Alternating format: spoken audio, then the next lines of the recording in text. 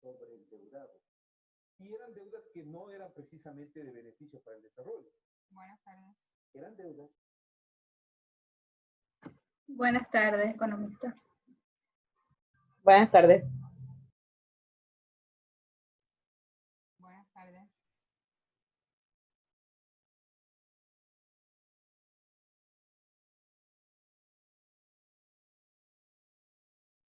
Hola, buenas tardes, chicos. Buenas tardes. Buenas tardes.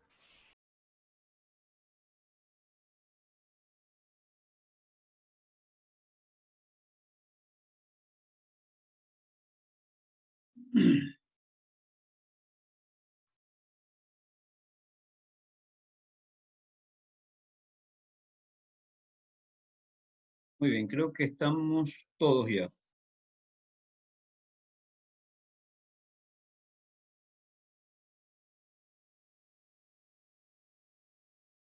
Muy bien, pudieron ver en la plataforma de que hoy día hay un taller que tiene que ver con Feriado bancario. feriado bancario, sí, exactamente. Ya, déjenme sacarme el chip que estaba en administración financiera, ahorita pasar de números a cuestiones teóricas. A ver. Vamos a ver el material que nos corresponde, me permiten un momento.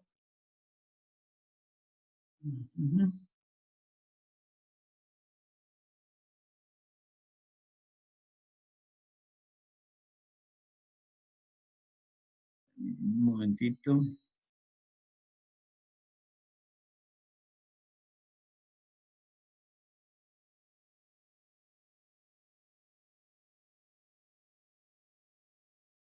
A ver.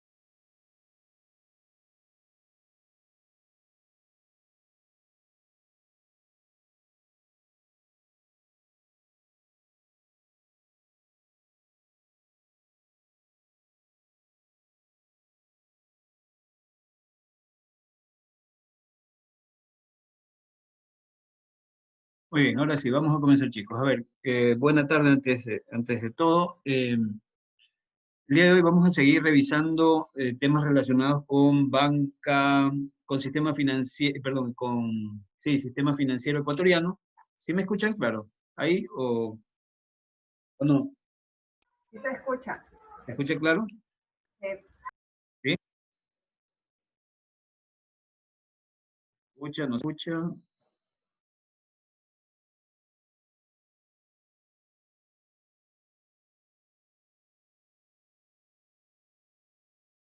Ya, les decía que el día de hoy vamos a seguir revisando lo que tiene que ver con sistema financiero. Y el taller de hoy tiene que ver con relación al análisis de un video. El video tiene aproximadamente 1 hora, no lo van a ver todo. Quiero que vean cierta parte sobre la cual me gustaría discutir el tema, pero antes de eso quiero seguir revisando ciertas cosas relacionadas con la teoría. ¿Ya? Voy a proyectarles presentarles una proyección.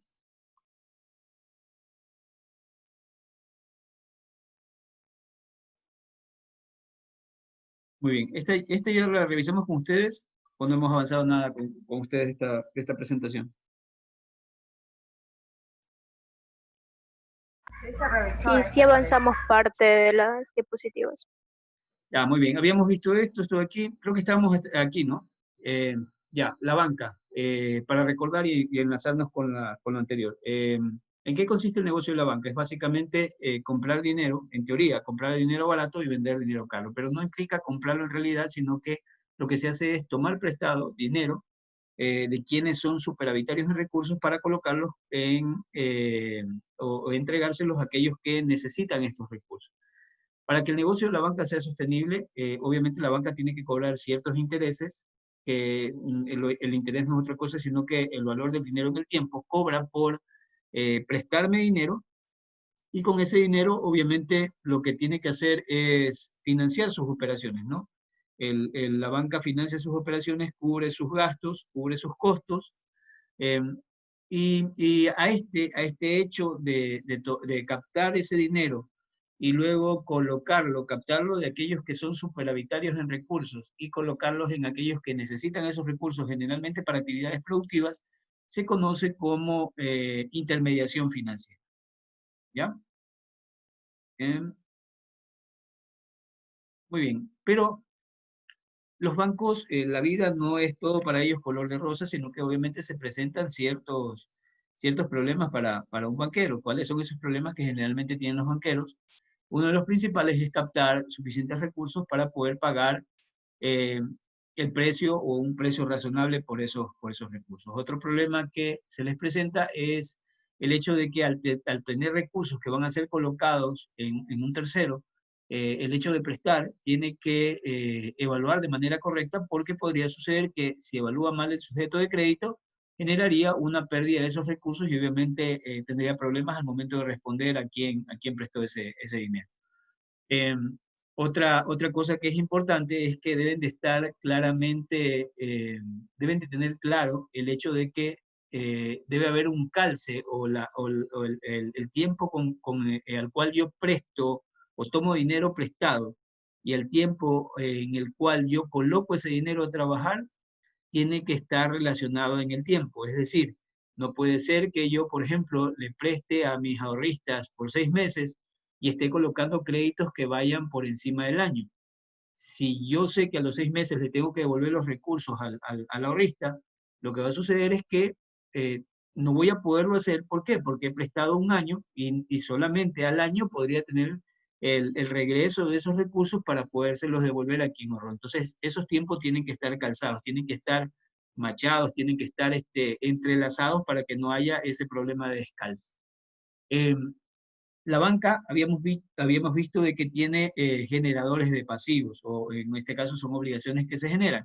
Estas obligaciones, que en realidad son formas de fondeo para la banca, son las que nosotros mencionamos aquí. Por ejemplo, depositantes, ¿sí? Que son todas las personas que obviamente tenemos una cierta cantidad de dinero o tenemos un superávit de dinero y colocamos dentro del sistema financiero, en algunos casos para poder ganar una tasa de interés. También vemos de que son generadores de pasivos el Banco Central y otros multilaterales, ya lo vamos a desarrollar de mejor manera.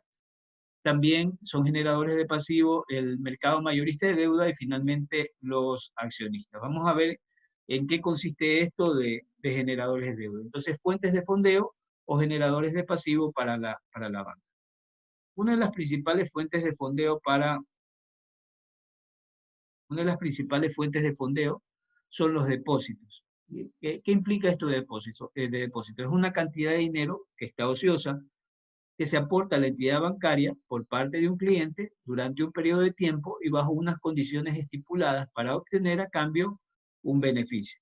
Recuerden que ese beneficio iba por el lado de repente recibir una remuneración a manera de pago por el dinero que estoy colocando en el sistema, o también era un beneficio en función de los servicios que me daban a cambio por tener ahí mi dinero. Entonces, eso implica un depósito, una cantidad de dinero que en este caso está ociosa, que yo la tengo ociosa y la coloco en el sistema financiero durante un periodo de tiempo bajo ciertas condiciones para poder obtener a cambio un beneficio que, repito, puede ser la paga de intereses o pueden ser los servicios que me pueda proporcionar el banco por mantener yo mi dinero ahí. ¿Qué tipos de depósitos existen? Esto ya les debe sonar familiar con lo que revisamos en el boletín estadístico del Banco Central. Están los depósitos a la vista. ¿Qué implica esto de depósitos a la vista? Permite ingresar dinero en el banco y conlleva la obligación de devolverlo cuando el cliente lo requiera en cualquier momento sin el previo aviso. Entonces, un depósito a la vista es aquel en el cual yo coloco dinero en el banco y obviamente al colocarlo el banco tiene la obligación de devolverlo en cualquier momento que yo quiera y obviamente sin previo aviso. No es que tengo que llamar, señores, mañana voy a ir a hacer retiro, no, sino que los depósitos a la vista tienen esa particularidad. Yo me presento mi papeleta, retiro mis valores y es dado. ¿Ya? Otra cosa es que la entidad puede ofrecer una remuneración o no, como habíamos dicho, una tasa de interés, en forma de interés y en función del dinero que está depositado. La entidad está obligada a prestar un servicio de caja que permita realizar pagos y cobros comunes, ingresos de efectivo, abonos de nómina, ordenar y recibir transferencias bancarias, domiciliar recibos, retirar dinero en efectivo, entre otras. Es decir, o recibo un interés o también puedo recibir los servicios que me da el banco como una especie de contraparte por yo colocar mi dinero o tener mi dinero en esa institución bancaria. Estos depósitos a la vista constituyen en la partida más líquida del pasivo de la banca, por lo tanto, la más difícil de gestionar. ¿Por qué la más líquida? Porque estábamos viendo de que esto se puede hacer efectivo en cualquier momento. Si a los clientes le da el deseo de retirar el día lunes todo el dinero de un banco, el banco tendrá que entregarlo, porque precisamente son depósitos a la vista en los cuales ellos se pueden acercar y sin previo aviso pueden retirar sus recursos del banco. Entonces, estos serían depósitos. Otra cosa, los depósitos también en países avanzados con un sistema financiero desarrollado y donde casi todos tienen cuentas corrientes o cuentas de ahorros en las que se depositan sus ingresos, los bancos y cajas de ahorro compiten para captar depósitos, ofreciendo interés más alto que los de sus competidores o recurriendo a las comisiones por sus servicios. En algunos casos, cuando el banco consigue captar un nuevo cliente, es porque otro banco lo ha perdido. A ver, aquí, ¿a qué me refiero? Hay algo que se denomina inclusión financiera. Inclusión financiera implica de que usted como usuario financiero está dentro del sistema porque está utilizando cualquier tipo de producto financiero, especialmente cuentas de ahorro, tarjeta de débitos, cuentas corrientes. Es decir, cuando usted está incorporado al sistema, utilizando productos del sistema, a esto se llama inclusión financiera. En los países desarrollados generalmente hay un mayor nivel de inclusión financiera, es decir, en la población total hay gran parte de la población que generalmente está utilizando productos y servicios financieros, es decir, tienen un alto grado de inclusión financiera. No así con los países menos desarrollados. al haber gran cantidad de inclusión financiera y casi al estar incorporada la gran mayoría de población, lo que sucede en esos países es que los bancos compiten, en este caso, en un mercado más apretado, porque tienen que, para captar nuevos clientes, generalmente a convencer a clientes de otros bancos para que se cambien y vengan a su banco. Entonces, eso es lo que le dice en esta primera parte, que generalmente el hecho de que haya mayor inclusión financiera en ciertos países lleva a que el mercado bancario sea bastante competitivo por el hecho de que los bancos tienen que pelear con otros bancos por esos clientes para traerlos a su banco. Cosa que no ocurre generalmente en los países menos desarrollados. Así como lo dice aquí, en países en desarrollo, el negocio bancario aumenta a medida que los bancos consiguen que las personas se incorporen a la economía financiera y empiecen a utilizar esos servicios. Es decir, que los bancos a los bancos les interesa que la gente se incluya financieramente en el sistema, porque a medida que se incluyen en el sistema, van a utilizar productos y servicios con los cuales podrían hacerse ellos potenciales usuarios de los servicios que entrega el banco o los productos que entrega el banco. Eso con relación a depósitos. Hasta ahí está claro lo que presenté. Entendemos lo que son depósitos, entendemos lo que son depósitos a la vista, comprendemos lo que implica inclusión financiera, ¿o tienen alguna pregunta? No, ninguna. Listo. Una consulta, ¿ese archivo está en la plataforma? Este creo que no está subido, hoy día lo he de subir. Muy bien, a ver, entonces, ya entendimos qué son los depósitos, es una de las principales fuentes de fondeo para los bancos. Ahora, vamos a ver otra fuente de fondeo, otra generadora de pasivos, que en este caso pueden ser los bancos centrales o los organismos multilaterales. El Banco Central, todo el mundo conoce lo que es el Banco Central. El banco es como una especie de banco de toda la economía. El Banco Central, todos los países tienen generalmente un Banco Central, pero también aparte del Banco Central, puede suceder que los bancos no solo recurran al Banco Central, sino que también recurran a otros organismos que se llaman multilaterales, como por ejemplo el Fondo Monetario, el Banco Interamericano de Desarrollo, la Corporación Andina de Fomento, y así otros organismos, el BID, la CAF, bueno, la CAF no, y otros organismos. Disculpe, profesor, disculpe, hay unos compañeros que quieren entrar.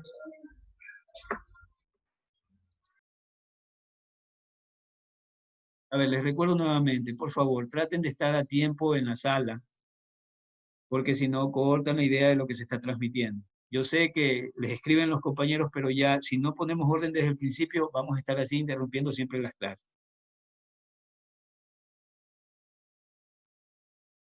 A ver, estamos en...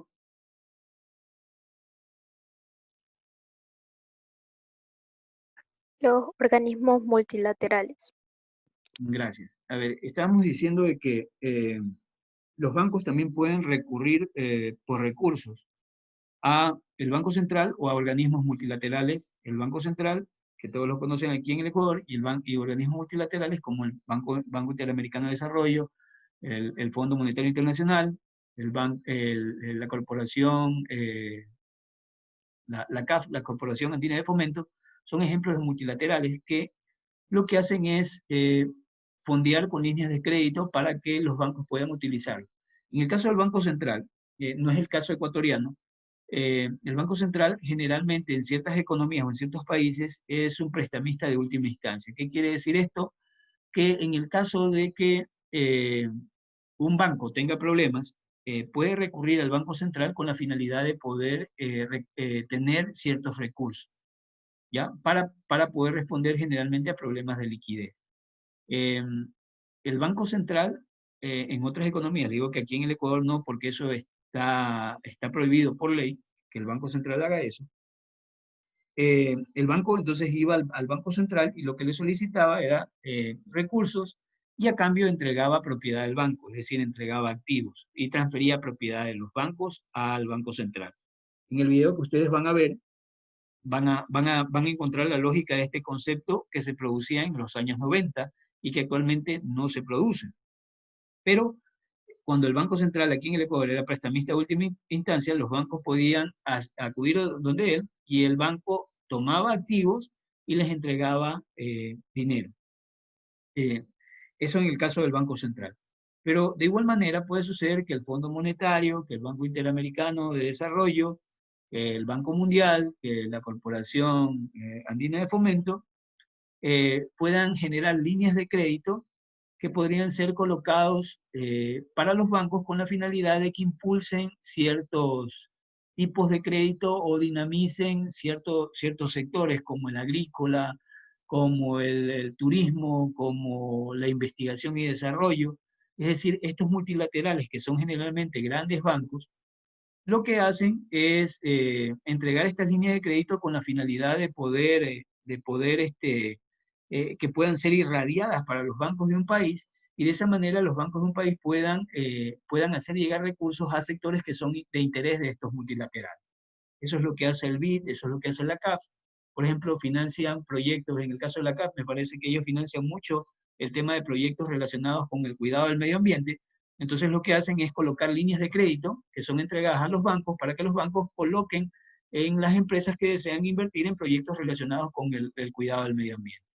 Y así, dependiendo de la línea que quieran dinamizar. ¿Ya? Pero lo que voy es que estos constituyen otra fuente de fondeo para los bancos. Entonces, en algunos países la banca central concede préstamos en condiciones adecuadas para cubrir las necesidades de la banca comercial, dejando en garantía títulos del activo, lo que les decía. Entregan dinero, pero reciben a cambio, el Banco Central recibe a cambio activo. Algunos lo consideran útil en tiempo de crisis, a esta situación de que el Banco Central funcione como prestamista de última instancia, que permite, o sea, ese comportamiento podría permitir amortiguar los problemas de liquidez que se pueden causar por fugas de depósitos. ¿A qué me refiero? Que generalmente podría suceder que en algún momento la sociedad entre en pánico y la gente acuda al banco a retirar dinero, cuando bajo la figura de prestamista de última instancia, si hay un retiro masivo de dinero, el Banco Central en esa figura podía entrar, colocar liquidez, el banco entregaba activos, pero el banco tenía liquidez para poder responder a sus ahorristas con la finalidad de poder calmar ese pánico que se generó. Porque eso es lo primero que se trata de hacer, calmar el pánico para que las cosas regresen a la normalidad. Entonces, en las economías donde el Banco Central ocupa el papel de prestamista de última instancia, esto era lo que sucedía. Entregaban dinero y a cambio obtenía activos de propiedad del banco. Permite mejorar su cuenta de resultados posibilitando un negocio relativamente fácil y poco arriesgado. Presta a tasas bajas al Banco Central, porque esa es la lógica, ¿no? Voy al Banco Central, presto dinero, y ese dinero me lo dan en condiciones bastante cómodas, y lo que hace el Banco Central al entregarlo así es para que coloque al interior del país, a mayores tasas de interés, para que precisamente se puedan dinamizar ciertos negocios. ¿Sí? Otra forma de poder obtener recursos para un banco, ya hemos visto depósitos, hemos visto bancos centrales multilaterales, otra forma es recurrir al mercado de deuda, ¿ya? Para resumir todo lo que ustedes van a ver aquí, en esta lámina, yo como banquero podría tener dos opciones. Podría recurrir al mercado emitiendo deuda y lo que voy a hacer al momento de emitir deuda es que entrego un papel, por ejemplo un bono. Ese bono implica que la persona que compre ese bono me va a pagar, me va a entregar cierta cantidad de dinero y yo por ese bono me voy a comprometer a entregar una cierta cantidad de interés, que es obviamente el pago por prestarme ese dinero, en los periodos donde se indique que se va a pagar ese interés. La particularidad de esto es que entrego un papel y yo como banco adquiero una deuda, ¿ya? Y recibo dinero por ese papel, pero adquiero una deuda. Otra forma de poder obtener recursos puede ser también recurriendo a este mercado de deuda, pero no entregando deuda, no generando deuda, sino que más bien entregando propiedad. Es decir, puedo vender acciones, puedo vender participaciones de la empresa, y en ese caso entregaría acciones o participaciones, pero a cambio, obviamente, voy a recibir dinero. ¿Cuál es la diferencia con los bonos? En que las acciones otorgan propiedad sobre los activos de la empresa, en este caso sobre los activos del banco. Es decir, entrego acciones, pero al entregar las acciones no se genera deuda, sino que se genera un título de propiedad donde quien tenga la acción pasa a tener parte de la propiedad de los activos del banco. Sí podemos ver esa diferencia, es decir, que los bancos se pueden financiar de dos maneras más, recurriendo al mercado de deuda, uno emitiendo deuda o en el otro caso, emitiendo acciones. Entregan deuda, en la deuda no se genera esa relación con la propiedad del banco, porque en la deuda es simplemente un papel donde yo me comprometo a pagar y pago una cierta cantidad de intereses y tengo la obligación de devolver ese dinero que me prestaron, pero en cambio en las acciones yo entrego acción, entrego una propiedad del banco, parte de la propiedad del banco y recibo dinero, pero acá lo que implica es que entrego propiedad a un sujeto que no pertenecía a la empresa, a la empresa o al banco. ¿Está claro cuál sería la diferencia entre un bono y de repente una acción? ¿Puede repetir, por favor, profesor? Ya. A ver, lo que les mencionaba, puedo fondearme como banco también emitiendo deuda, por ejemplo, emitiendo un bono, y el bono es un papelito donde yo me comprometo a devolver el dinero que me entrega en un periodo de tiempo y por ese dinero también voy a asegurar un cierto rendimiento que viene a ser la tasa de interés. Pero la particularidad al emitir deuda es que no entrego propiedad del banco, simplemente genero una deuda. Tengo una obligación de pagar, de devolver ese valor que me presta. En el caso de que necesite recursos, también tengo otra opción. Puedo entregar acciones, ¿sí? O participaciones de la empresa. Cuando entrego acciones o participaciones o cuando emito nuevas acciones para que salgan a la venta, la diferencia con la deuda es que la acción implica de que estoy cediendo propiedad del banco a quien tome el valor de la acción. Entonces, a diferencia de la deuda, que no se genera ninguna relación con la propiedad del banco, en la acción sí se genera esa relación, porque quien tiene la acción tiene parte de la propiedad del banco. ¿Ya? Entonces, ustedes pueden ver que en ambos casos puedo tomar recursos, pero el uno lo hago mediante la generación de acciones y en el otro entregando o cediendo propiedad de la empresa, en este caso del banco. Pero ambos me sirven para poder obtener recursos. ¿De acuerdo? ¿Está claro?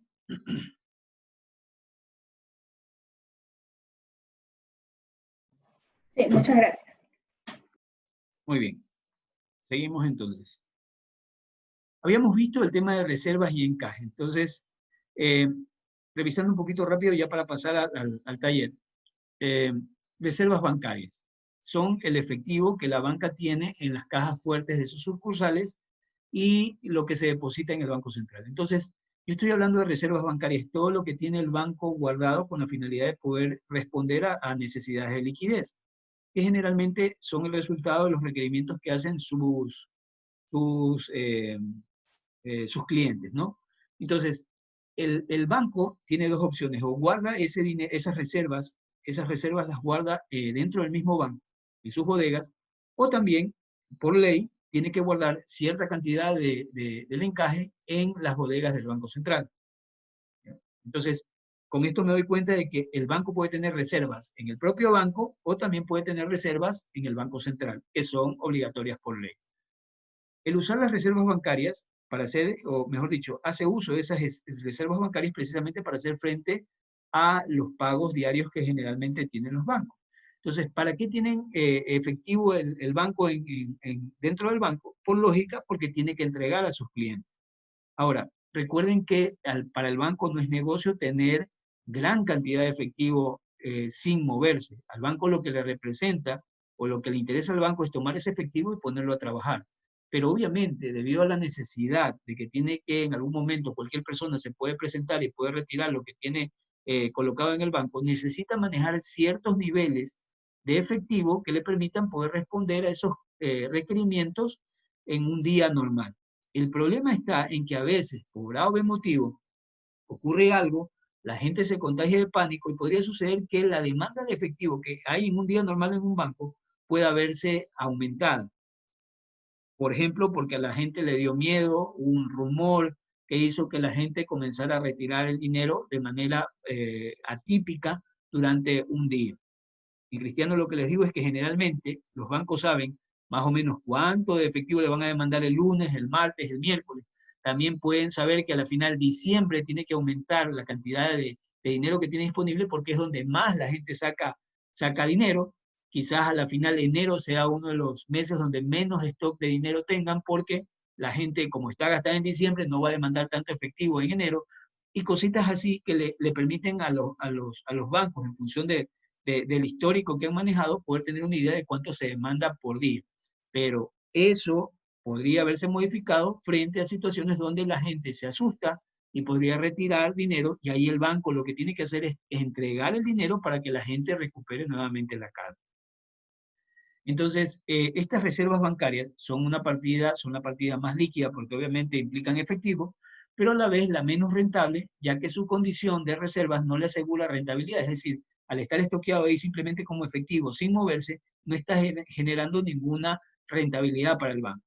Lo que hace que las IFIs o las instituciones financieras traten de tener un mínimo nivel posible, es decir, tener la menor cantidad posible de dinero estoqueado y el resto de dinero ponerlo a trabajar.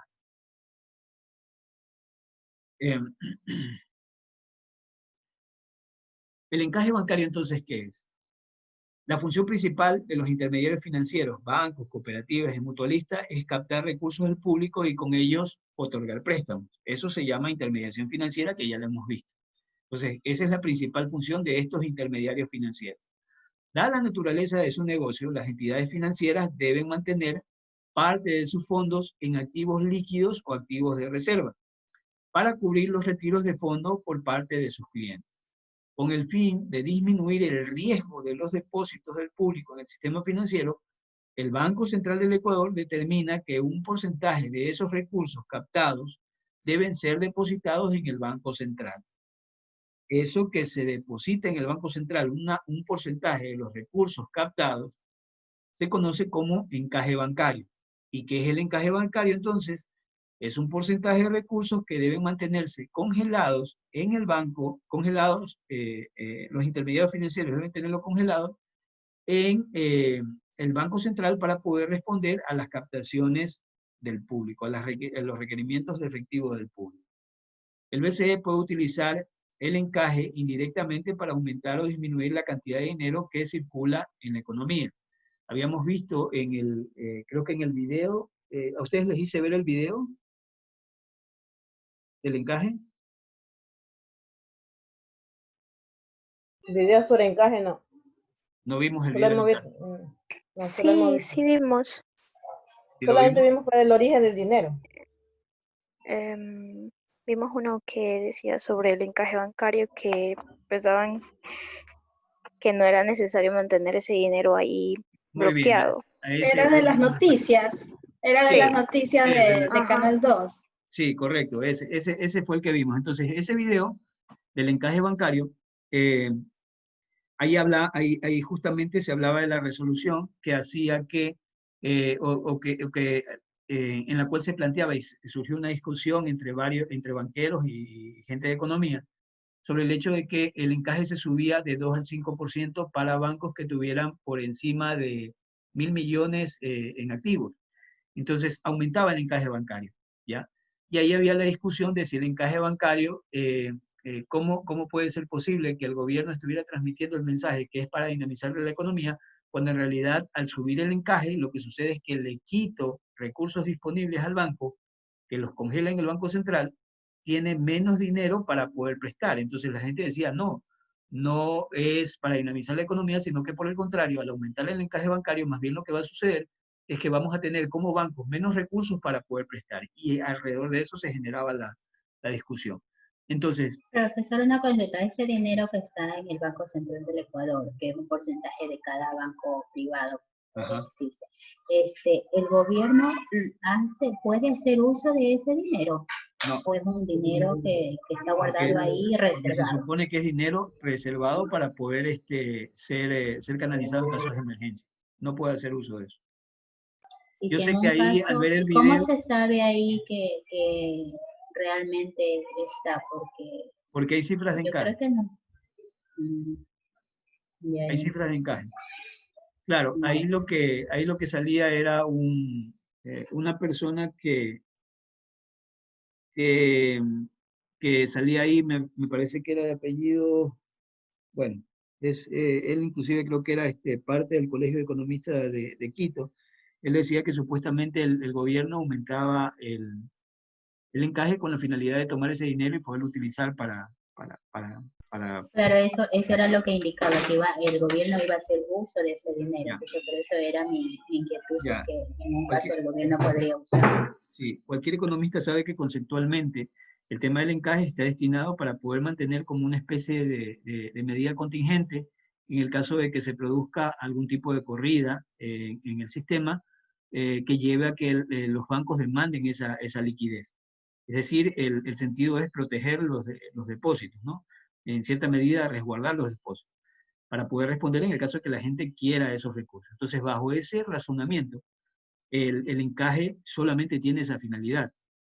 Yo por lo menos no conozco, bueno, el economista que lo dice debe decirlo por alguna razón, pero yo entiendo de que un valor que está asignado para eso, que tiene como finalidad poder responder en el caso de una emergencia, no se utiliza para el pago que él mencionaba, que supuestamente era para pago corriente, pago de sueldos, pago de cosas gastos que tenía el Estado, lo cual honestamente no tiene sentido porque esa persona que ustedes vieron hablando ahí es generalmente una persona incendiaria y pro banco.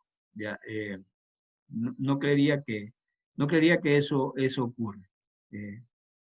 Hasta ahorita, o bueno, el Banco Central se ha caracterizado generalmente por ser una institución con solvencia técnica, y al estar en custodia de esto, el Banco Central entendería de que el principio es que debe permanecer ahí para poder hacer frente a las necesidades de recursos del sistema.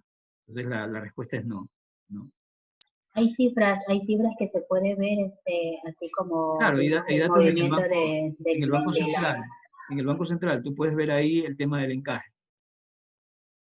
Todas las Eso cifras, asegura de que el dinero está ahí, que no puede ser usado por el gobierno. todas las cifras macroeconómicas tú las puedes ver en el Banco Central.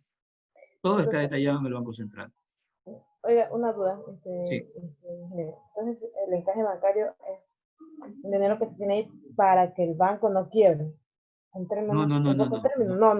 No es para No, que el banco entonces. no quiebre. Sí les ha pasado que a veces van, por ejemplo, al banco, ¿no? Y ustedes están ahí en el banco y por algún motivo no le pagaron al adelante. Y la que viene atrás, o el que viene atrás comienza a decir, uy, no le pagaron. Este banco me contaron que tenía problemas. ¿Ya? Y así va y le cuenta al otro y al otro. Y por algún motivo ocurrió algo o se leyó algo y todo se asocia y se forma la tormenta perfecta y la gente comienza a tener miedo. Y eso hace que la gente comience a retirar dinero. ¿Ya? Cuando ocurren esos retiros masivos de dinero, existe este colchón para poder responder a esa necesidad de dinero. ¿Ya? Entonces, si la gente está nerviosa, la mejor forma de calmar a la gente nerviosa es precisamente haciéndoles ver de que no existe ningún riesgo.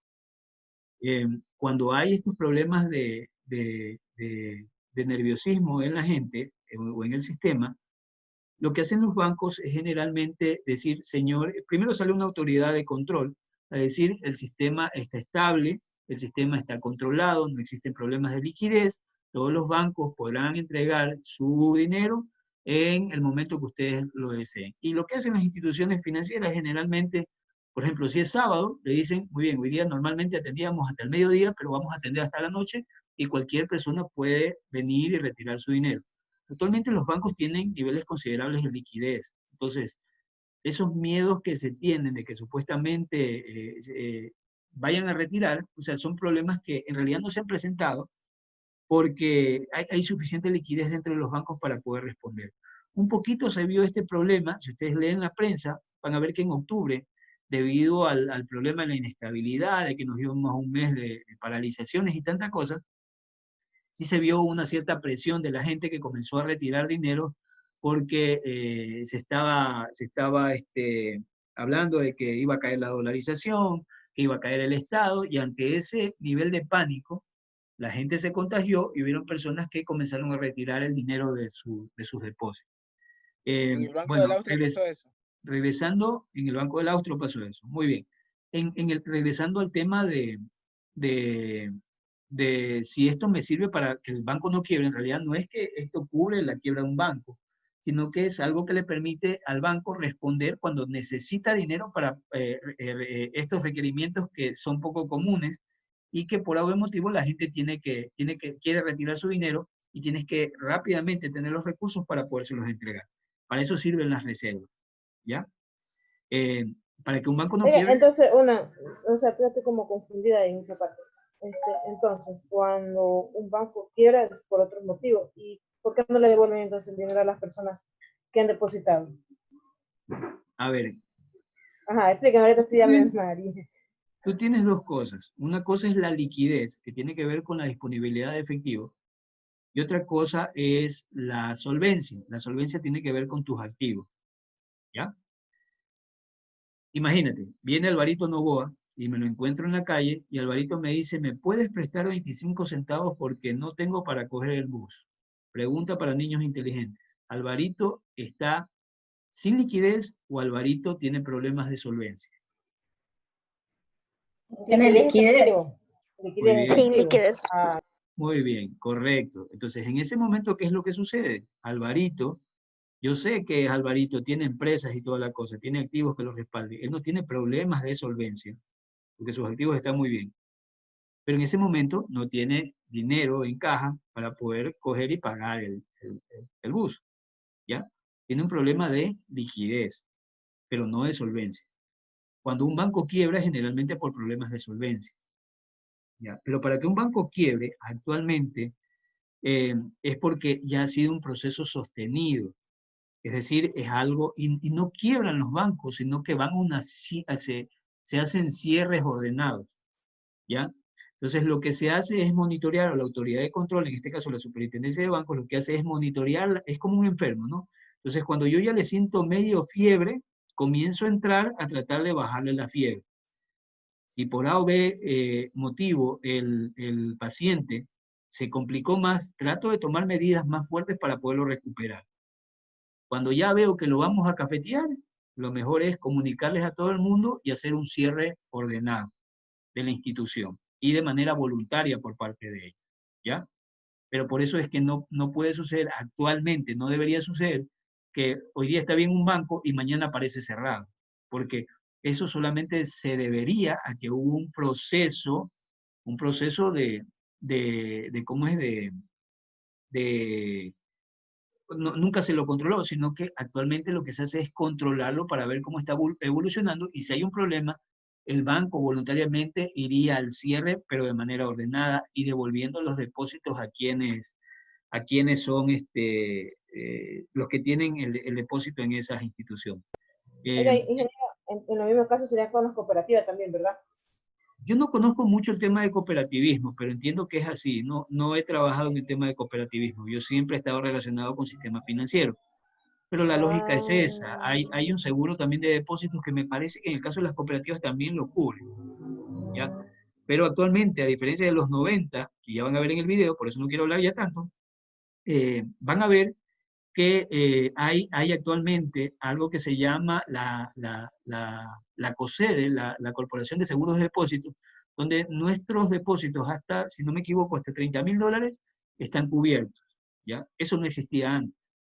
Generalmente son depósitos de ahorro, sus depósitos están cubiertos hasta por esa cantidad, ¿ya? Muy bien, chicos, voy a avanzar un poquito más rápido porque quiero ver el video y luego quiero discutir con ustedes. Entonces, el BCE puede utilizar el encaje indirectamente para aumentar o disminuir la cantidad de dinero que circula en una economía. Es decir, el BCE puede utilizar el encaje bancario como una herramienta de política monetaria, aumentando la cantidad de dinero que hay en la economía, bajando el encaje, o reduciendo la cantidad de dinero que hay en la economía, subiendo el encaje. ¿Tiene sentido? Claro que tiene sentido, porque al subir el encaje, los bancos tienen que colocar más dinero en el Banco Central. Sale dinero de la economía. Pero a medida que baja el encaje, lo que hace es entregarle ese dinero que está guardado en el Banco Central, se lo entrega otra vez a los bancos para que los bancos puedan prestar y aumenta la cantidad de dinero que hay en la economía. ¿De acuerdo? Aquí ustedes también tienen la resolución 302-201-6F de la Junta de Política y Regulación Monetaria, se los dejo ahí de referencia, porque es la resolución que nosotros vimos en el taller, donde básicamente lo que se habla es que el encaje pasa del 2 al 5%, particularmente para los bancos que tengan activos por encima de los 1.000 millones de dólares. ¿De acuerdo? Muy bien. Voy a proyectar ahorita un video que tiene que ver con el tema del feriado bancario. Quiero que vean este video de la manera más neutra posible. No quiero que lo vean con ningún tipo de tinte político. Simplemente traten de centrarse en la historia, en lo que implica, ¿ya? Quiero un análisis, hay preguntas que se les pone en la plataforma que ustedes tienen que desarrollar, pero ahorita quiero que se sienten tranquilos a ver el video y discutamos, más o menos en una media hora, discutamos sobre el contenido del video, ¿de acuerdo? Voy a proyectar entonces. ¿Sí me escuchan? Sí están ahí, ¿verdad? Sí, profesor, sí se le escucha. Alto y claro. Muy bien, vamos a ver, feriado bancario.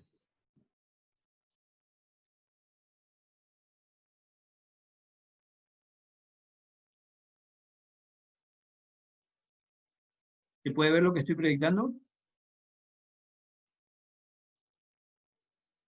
¿Se ve lo que proyecto? Ahorita estoy en una página de YouTube, ¿sí la ven?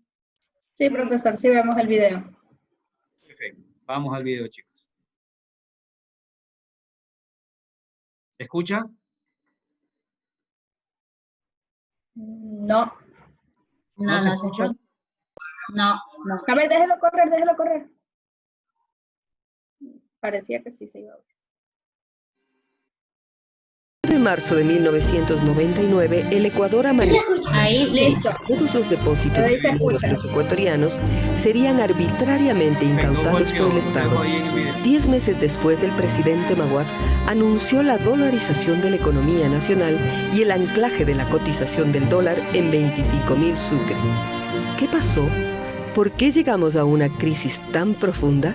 ¿Quiénes son los responsables del mayor saqueo que este país jamás haya sufrido?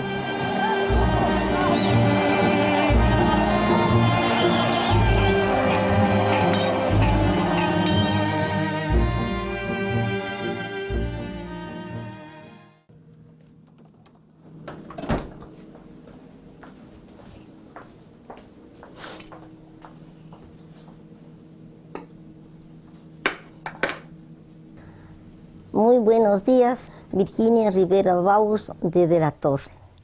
Nací en Huira hace 81 años. Mi instrucción primaria la hice en la ciudad de Riobamba, donde se radicaba mi familia. La secundaria en el Colegio Nacional Riobamba, el primer grupo de bachilleres. Vine a la universidad y cursé un año de medicina. Pero ahí solo pasé el primer año y después me conseguí por la parte económica, me dieron una beca para que siguiera trabajo social.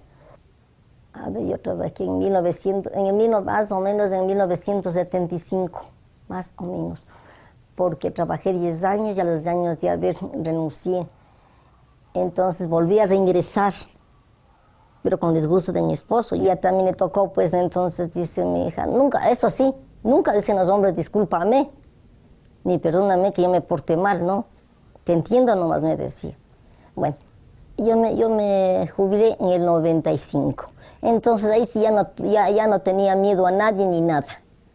Ya me llaman pues las compañeras jubiladitas, dice compañerita, se ha dado el progreso y ya en la plata, así rapidito me salí, pues. Y a mí no me roban los sinvergüenza un centavo. Si me quitan todo por alguna causa de lo que no tengo, tomen. Pero si me roban un centavo, no tolero el robo de centavo, ni interna y peor externamente estos sinvergüenzas. Entonces ahí sí, nos fuimos a la Plaza Grande, en alta voz me prestaron a alguien. Todos los jubilados y perjudicados nos vamos a reunir, no importa de qué partido, no importa de dónde fuéramos, sino que todos los perjudicados. Y vamos a tomarnos las calles de Quito y a tomarnos los bancos y todo lo demás. Sí hubo respuesta, bastante respuesta, entonces ya todos motivados, pues no los perjudicados. Al final de la Segunda Guerra Mundial, Estados Unidos surgió como la mayor economía mundial, acumulando el 80% de las reservas mundiales de oro, 2/3 de la producción de petróleo, más de la mitad de la electricidad y un contingente bélico muy poderoso. Sin embargo, necesitaba ampliar sus mercados. En ese contexto, en 1944, las economías más fuertes del planeta se reunieron en el complejo hotelero Bretton Woods, en Estados Unidos, para acordar lo que se llamó el nuevo orden económico internacional. En la posguerra, cuando Estados Unidos logra convertirse en la potencia hegemónica del mundo y cuando tiene el mundo a sus pies, convoca a todos los países amigos del mundo, cerca de un pueblito cerca de Washington, para construir el nuevo orden internacional.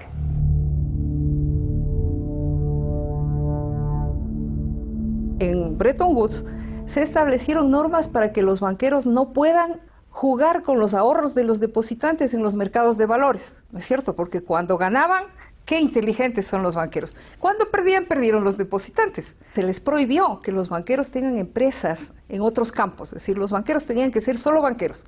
Esto con el objeto de impedir que tengan la tentación de utilizar ellos mismos en sus empresas los ahorros de los depositantes, ¿no es cierto? Y entonces ahí se construye lo que se llama la arquitectura financiera internacional, que tiene 3 patas. La una, la creación de un Banco de Desarrollo Internacional, denominado Banco Mundial. Un Fondo Monetario Internacional que sería el encargado de monitorear a todos los países para que no caigan en crisis financieras. Y una tercera pata de este nuevo sistema financiero internacional es el tener una moneda común.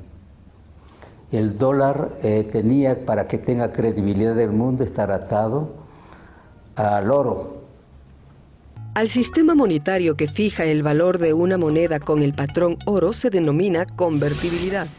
Los Estados Unidos podían poner en circulación una cantidad de billetes dólar en proporción a la cantidad de oro que tenían en sus reservas. Pero la disputa por la hegemonía mundial enfrentó a Estados Unidos y a la ex Unión Soviética. Los Estados Unidos, endeudados por su conquista de la Luna y por intentar ganar la guerra con Vietnam, necesitaron grandes sumas de dineros, pero tenían un déficit en su balanza comercial. Así que en 1971, el presidente Nixon decidió terminar con la relación oro-dólar o la convertibilidad para poder imprimir dólares en enormes cantidades. La Reserva Federal, que es el Banco Central de los Estados Unidos, es de propiedad de banqueros y grandes empresas financieras. Entonces, fíjese usted, que los banqueros tengan las máquinas de imprimir los billetes. Este hecho dio inicio a una globalización financiera cada vez más desregulada y a una abundancia de dólares que desembocó en América Latina por medio de préstamos. Los grandes capitales, buscando aumentar sus ganancias, salieron a la denominada cacería de clientes, y América Latina, a nombre de un supuesto progreso, empezó a adquirir deudas que poco tiempo después, por el alza de intereses, se volvieron inmanejables. Vean, señores, alístense en que les vamos a saquear. No, eso no lo dicen. Dicen, señores, alístense en que viene el progreso económico y social. ¿No es cierto?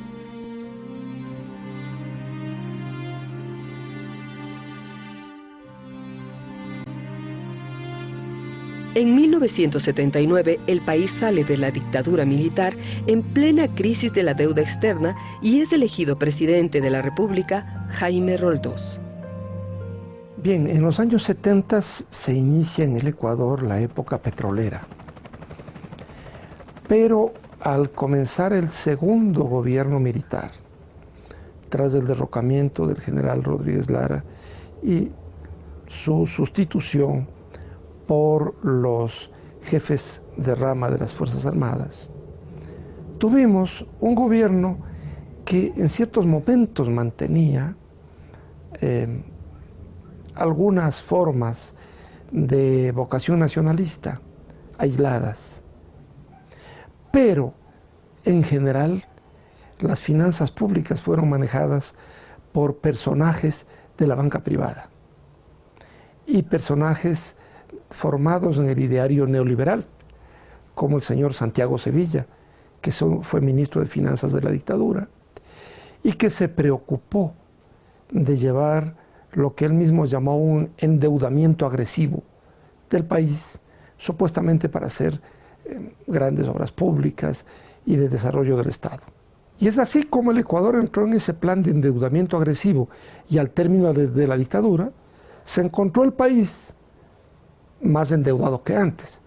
Lo más perverso de todo eso, y a propósito hay que decir que se endeudó en primer lugar el gobierno con grandes cantidades, la banca privada nacional, las empresas e incluso personas naturales, ¿no? El problema grave, y ahí estuvo la mala intención en el norte, de que en el año 79 y 80 nos suben la tasa de interés del 6% hasta el 21%. Fue una puñalada por la espada para los países del sur sobreendeudados. Y eran deudas que no eran precisamente de beneficio para el desarrollo. Eran deudas que terminaban en departamentos en Miami, compra y adquisición de bienes caros o suntuosos, o simplemente era endeudamiento por endeudamiento. No hubo un crecimiento de desarrollo en el caso ecuatoriano, no hubo un crecimiento productivo, no era un crédito que se destinó para la industria, no. Y es en ese momento que los banqueros, representados en un comité de 5 bancos grandes y acompañados del Fondo Monetario Internacional, exigieron al Ecuador, ¿no?, en primer lugar, que tomemos o estaticemos la deuda privada. En segundo lugar, nos ofrecieron dar dinero para facilitar algunos pagos. Y obviamente lo más grave y duro, y que afectó a toda la historia del Ecuador, fueron las medidas de ajuste del Fondo Monetario Internacional. El 24 de mayo de 1981, el presidente Roldós fallece en un accidente de aviación que dejó muchos interrogantes y sospechas. La Constitución vigente decretaba la sucesión del vicepresidente, el demócrata cristiano Osvaldo Hurtado, quien tomó las riendas del gobierno.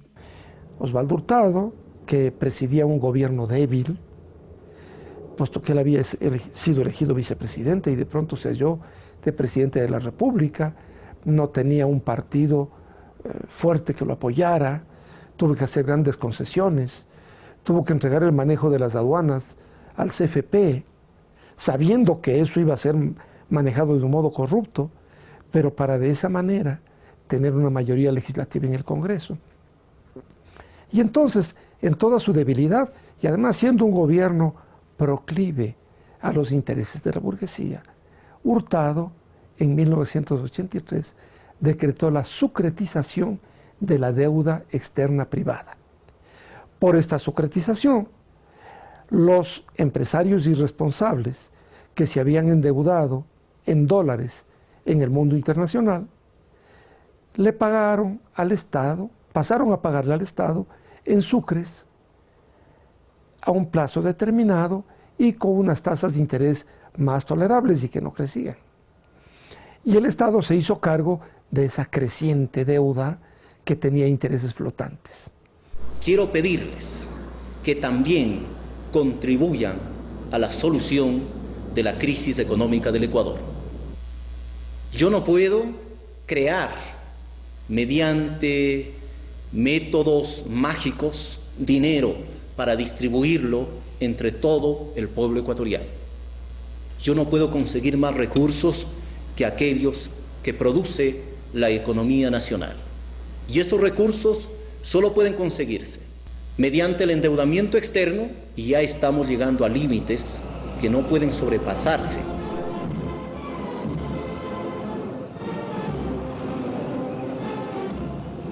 Cuando viene la crisis, ¿no?, y viene acompañada también de una reducción del precio del petróleo, lo que hizo difícil el pago, entonces para los acreedores, las empresas privadas y la banca privada estaba en camino de quiebra casi segura. Y los acreedores querían asegurarse de que ese dinero no se pierda. Y la única manera de asegurarse que ese dinero pueda ser recuperado por la banca internacional es obligar al Estado que asuma esa deuda. Veamos qué fue la sucretización. Un banco estadounidense presta a un industrial ecuatoriano un monto en dólares.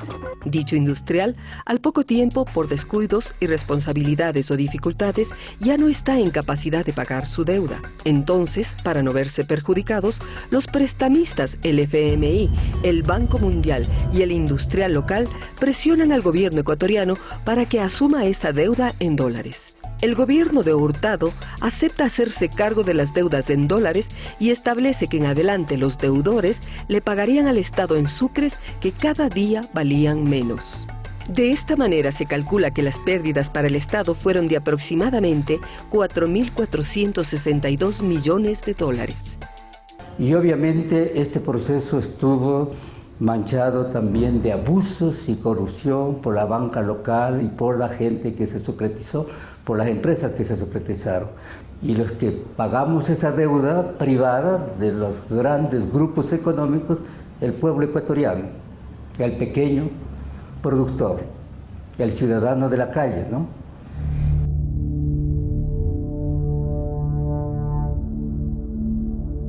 Juro ante Dios y ante la patria que jamás os traicionaré.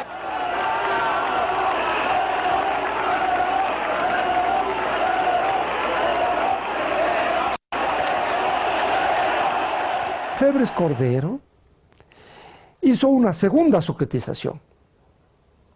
Él que decía combatir tanto y criticaba tanto a Hurtado, en la práctica debe haber estado aplaudiéndolo.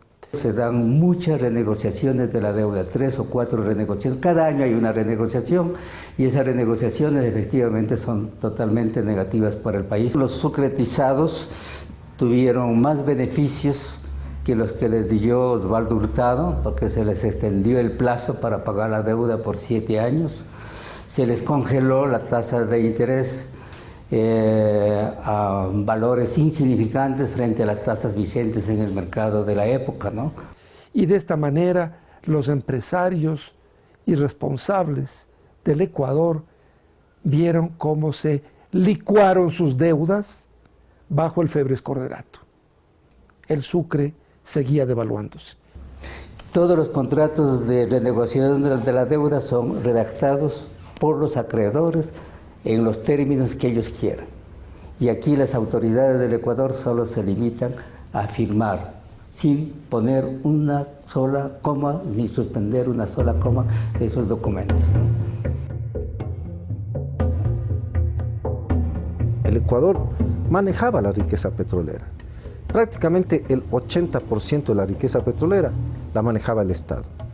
Desde Febres Cordero en adelante hay una caída impresionante del manejo estatal, a tal punto que para 2006 el Estado maneja el 20% del negocio petrolero y las empresas petroleras el 80% del negocio petrolero. En noviembre de 1989, en Washington se reunieron el Fondo Monetario Internacional, el Banco Mundial, el Departamento de Estado de Estados Unidos y algunos expertos económicos para establecer un listado de políticas económicas pensadas para América Latina que supuestamente permitirían impulsar el crecimiento económico. Algunas políticas económicas que estableció el consenso fueron: liberalizar el comercio internacional y las finanzas, facilitar la inversión extranjera, es decir, con pocos o ningún impuesto, privatizar bienes y servicios públicos. A estas políticas se las conoce como neoliberales, cuyo resultado fue una mayor concentración de la riqueza. A la teoría económica neoliberal, que nace ya a finales de la década del 80, se concreta o en alguna medida o se canaliza a través del consenso de Washington y se hace operativo a través de las cartas de intención, ¿no? Y obviamente de las condicionalidades que pone el Fondo Monetario Internacional, que pide igual privatizar, abrir los mercados, etcétera, etcétera, dar facilidades mayores al capital extranjero para que haga su agosto en nuestros territorios. Todo este modo de pensar es el que llega a América Latina. El Estado es un monstruo, debe estar al margen de la economía, no tiene que haber regulación alguna de la economía.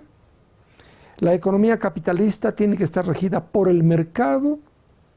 Empiezan a ver al mercado como un dios y por lo tanto no hay que vigilar nada. ¿Cuánto se paga a los trabajadores? Pues eso no lo tiene que fijar el Estado, dicen ellos. El costo de la mano de obra se rige por la oferta y la demanda. La tesis es, esto es la tesis liberal por excelencia, que no hay que regular el mercado. Esto no es cierto ni siquiera en economías grandes, donde hay real competencia, menos en economías tan limitadas como el Ecuador, donde el mercado es tan pequeño que es muy fácil que existan oligopolios, que existan acuerdos entre los agentes económicos.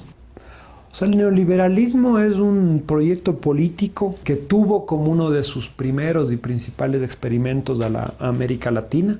Hay que recordar que incluso antes del advenimiento de los gobiernos neoliberales anglosajones por excelencia, el de Ronald Reagan en Estados Unidos a mediados de los 80 y el de Margaret Thatcher en Reino Unido, el primer experimento neoliberal a nivel global fue el caso chileno con el golpe de Augusto Pinochet en el 73. En el caso ecuatoriano siempre se le quiso vender a la gente la idea de que todo lo estatal era malo, que no servía, que era corrupto, que no podía, que era incapaz, que era ineficiente, que no existía fórmula para lograr lo mejor del Estado.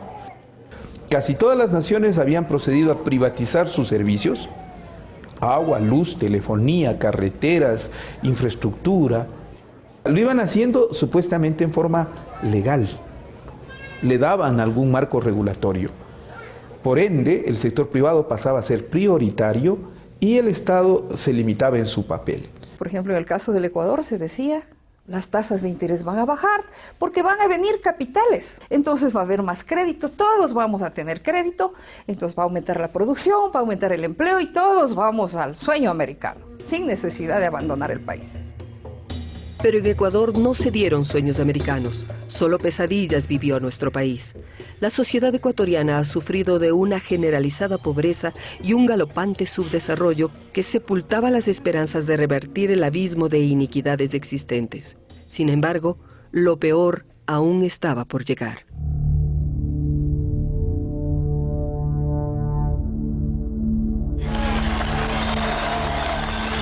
¡Viva el Ecuador! ¡Viva la presidencia de Sixto Durán Ballén!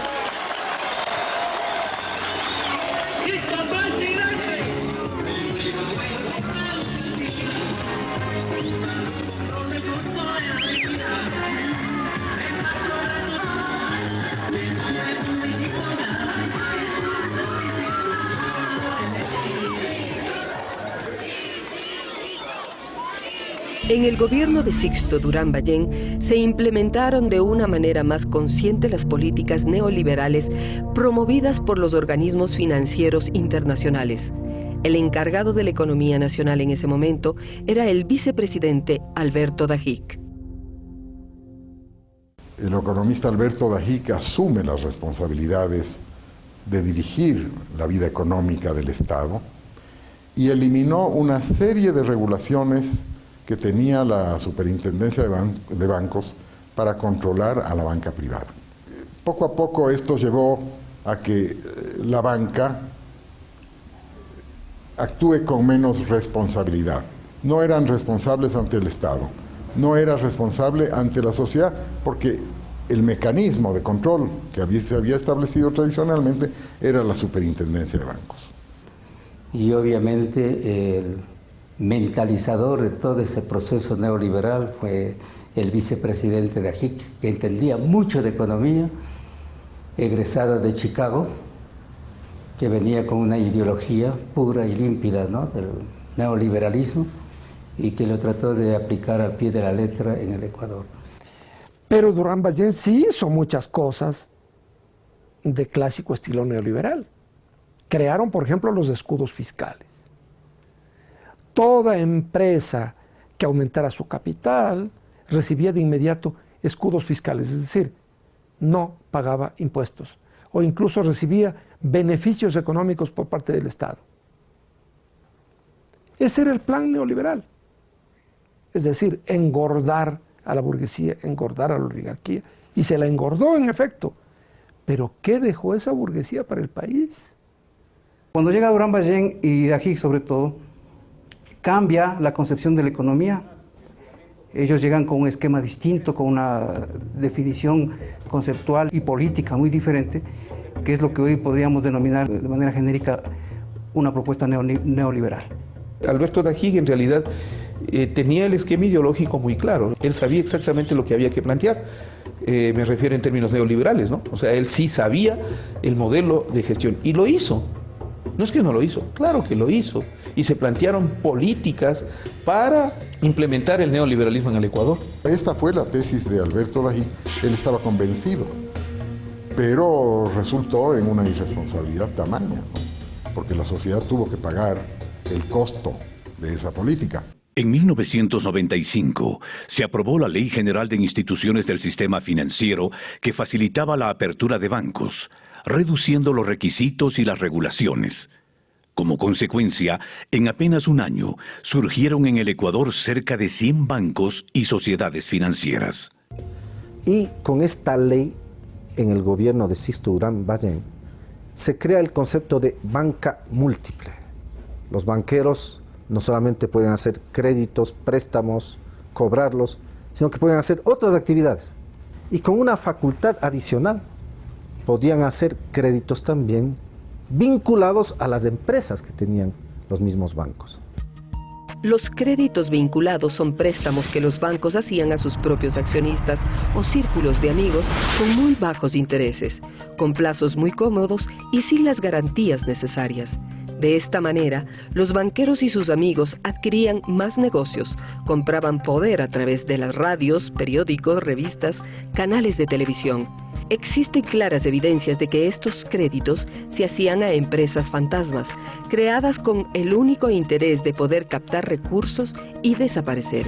En esos años, la oligarquía se llenó los bolsillos con el dinero de los ecuatorianos. En aquel momento, los bancos empezaron a utilizar lujosas decoraciones que los hacían parecer templos, de tal manera que los usuarios los consideraban sagrados y no veían qué partidos políticos estaban detrás. Hablando desde la economía política, significaba por otra parte un intenso proceso de negociaciones con los partidos políticos que aprobaban las leyes, con los grupos de poder que auspiciaban y apoyaban al gobierno, con las élites empresariales del país en general y obviamente con el sistema financiero.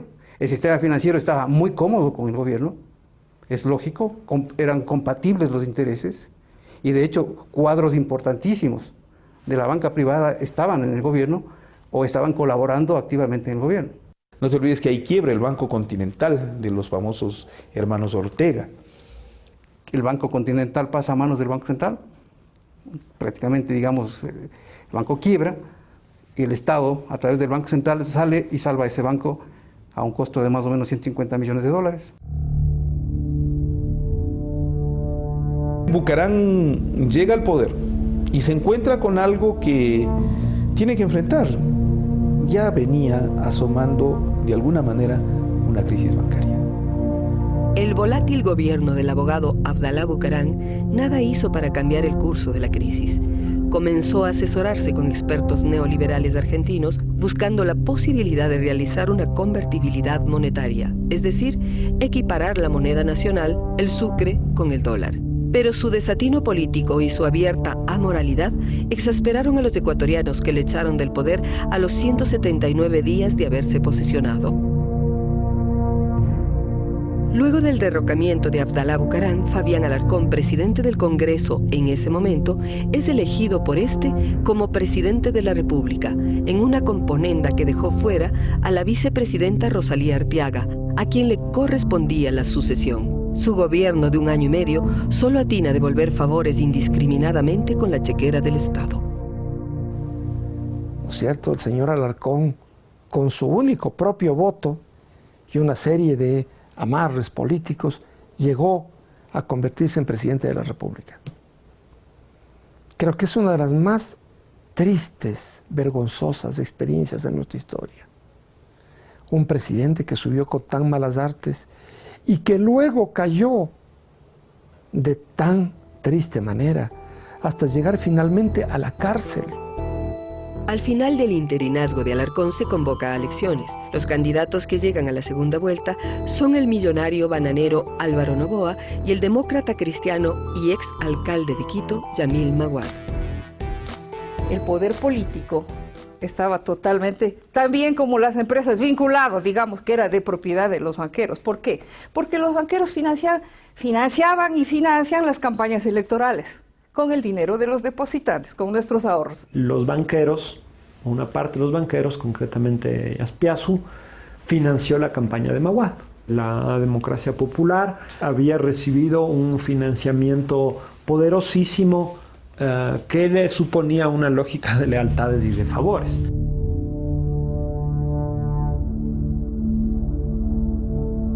Maguad inicia su gobierno con el objetivo primordial de cerrar el conflicto fronterizo con el Perú y deja totalmente de lado la agenda económica. Los favores de campaña se evidencian en la conformación de su equipo de trabajo. El gerente del Banco del Progreso, cuando fue tomado preso, dijo que había aportado a la campaña de Yamil Maguad 3 millones, algo más de 3 millones de dólares. Eso lo vincula, ¿no es cierto?, con los intereses del banco. El gabinete de Yamil Maguad mostraba una fuerte cercanía con el poder financiero del país, que había hecho generosas contribuciones para su campaña electoral. Así, importantes banqueros ocuparon destacados puestos del gobierno. Guillermo Lazo del Banco de Guayaquil fue nombrado gobernador del Guayas y luego superministro de Economía. Álvaro Guerrero del Banco La Previsora fue designado presidente del CONAM, entidad encargada de las privatizaciones de las empresas y bienes estatales. Jorge Egas Peña, ministro de Febres Cordero y vinculado con el sector financiero guayaquileño, fue nombrado superintendente de bancos. Ana Lucía Armijos fue designada sucesivamente ministra de Gobierno, ministra de Finanzas, embajadora en España y presidenta de la Junta Monetaria. Carlos Larriategui, secretario del gobierno de Durán Ballén, fue también presidente de la Asociación de Bancos Privados y ministro de Desarrollo Social en 1999. El grueso de los equipos económicos de la Junta Monetaria y el Banco Central eran funcionarios de la banca privada. Ese era su origen. ¿Esa era garantía de un posible control? Evidentemente que no. Ahí estaban entonces incubándose lo que podríamos llamar los silencios cómplices, los errores técnicos, las desviaciones. La estructura financiera de los bancos en ese momento, en efecto, había mucha fragilidad, a pesar de que muchos banqueros mantenían el discurso hacia afuera de que todo estaba bien. No se entendía la dimensión de esa crisis. ¿Y cuál era la dimensión de esa crisis? La dimensión era en que no teníamos previsto un sistema productivo. Éramos consumistas hasta el grado extremo, pero no producíamos nada más que el petróleo. Yo digo, ¿en dónde estuvieron el resto de procesos productivos en el Ecuador? En ese entonces, la economía del Ecuador estaba muy golpeada. Primeramente, en 1998, las provincias de la costa sufrieron las consecuencias de uno de los más fuertes fenómenos del Niño, que generó inundaciones y pérdidas para los productores. Por otro lado, la crisis financiera internacional generó una fuerte caída de los precios del petróleo que llegaron a bordear los $6 por barril, impactando con fuerza en la economía nacional. El Ecuador estaba inmerso en la crisis mundial sin defensa de ningún tipo, sin política, sin leyes, y por eso se adoptaban cada vez más las medidas que planteaba en sus cartas de intención el Fondo Monetario Internacional, que no es que las planteaba, las imponía. Con la política de privatización de este gobierno, que satisfacía al Banco Mundial y al Fondo Monetario Internacional, se redujo el empleo público y se convenció a muchos usuarios para que cambiaran sus ahorros físicos por pólizas de acumulación que prometían excelentes beneficios. Yo era tan contenta con el interés que nos pagaba el Progreso. Y decían ambición. Digo, no es ambición, porque ambición es tener más de lo suficiente y querer obtener más de lo necesario. Pero si era necesario para la subsistencia de nosotros, pues no de las y los jubilados, de que la pensioncita nos suba y un interés. ¿Cuánto pesó la ausencia de conciencia crítica o de autoconciencia de todos los agentes económicos, incluso de los clientes. No hay, y yo sostengo que no hay una cultura económica de ahorro. Si este banco me está ofreciendo una tasa 5 puntos superiores a la normal, tengo el derecho de dudar. Entonces la propia ciudadanía entró a especular.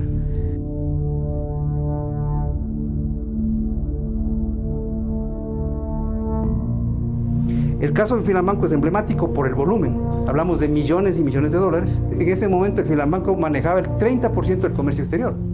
En octubre hay todo un cabildeo, todo un juego de presiones. Hay una alerta amarilla prácticamente ya, una alerta naranja, digámoslo así. Y al final el diagnóstico es categórico y lapidario.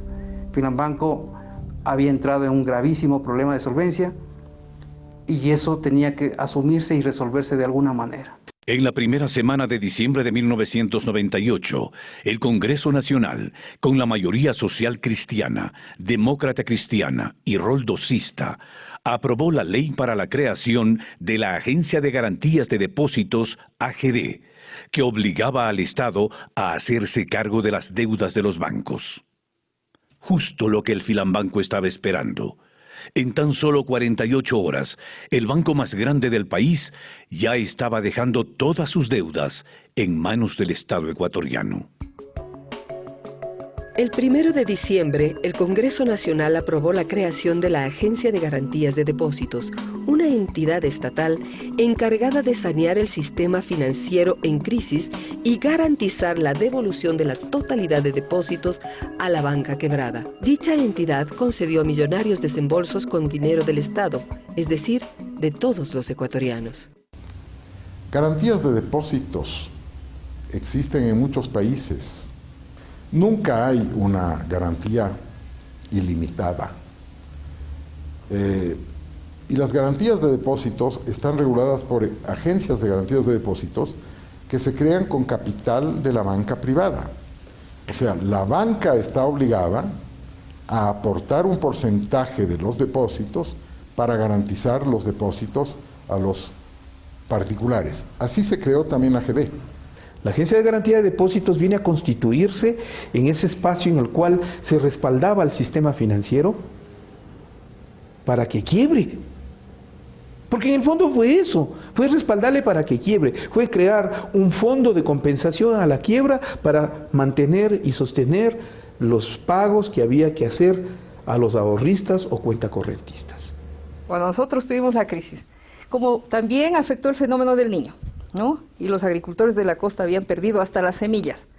El Banco Nacional de Fomento pedía que el Banco Central le preste 10 millones de dólares para prestarles a los agricultores para que compren semillas. Y el Banco Central les dijo, no, porque eso es inflacionario. Pero al día siguiente le entregó al Filambanco 450 millones de dólares. La Superintendencia de Bancos también era una entidad autónoma. Tenía que regular, controlar, auditar a la banca. La Superintendencia de Bancos debería ser una entidad independiente de la banca privada, independiente de partidos políticos. No lo fue. El superintendente de bancos era un banquero. Simplemente actuó para proteger a la banca. El Estado se hacía cargo de las obligaciones de la banca privada, ¿no? Y eso, claro, eso generó un costo enorme para el Estado y para la sociedad ecuatoriana. El sucre se devaluó al 100% trimestral.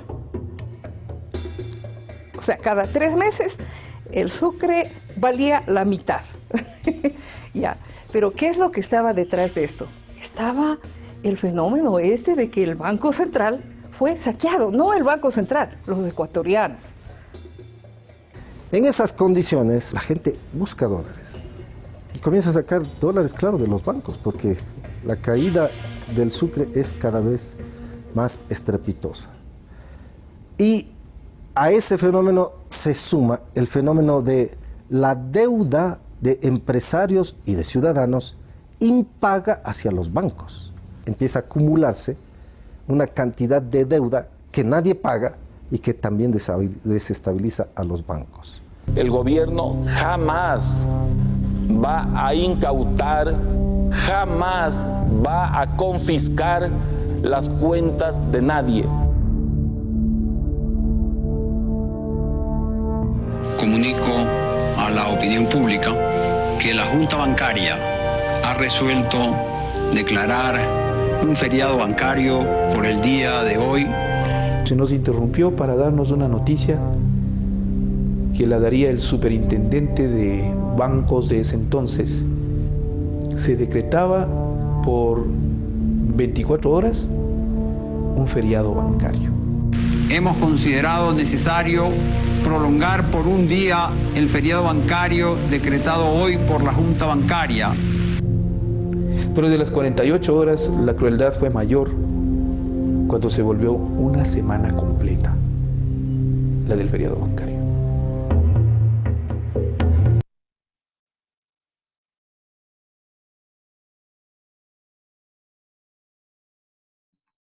¿Bien despiertos?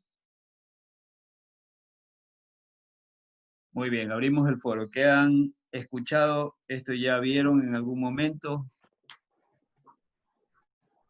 ¿En algún momento vieron situaciones como esta? ¿Sabían esto que había pasado en la historia? ¿No conocían?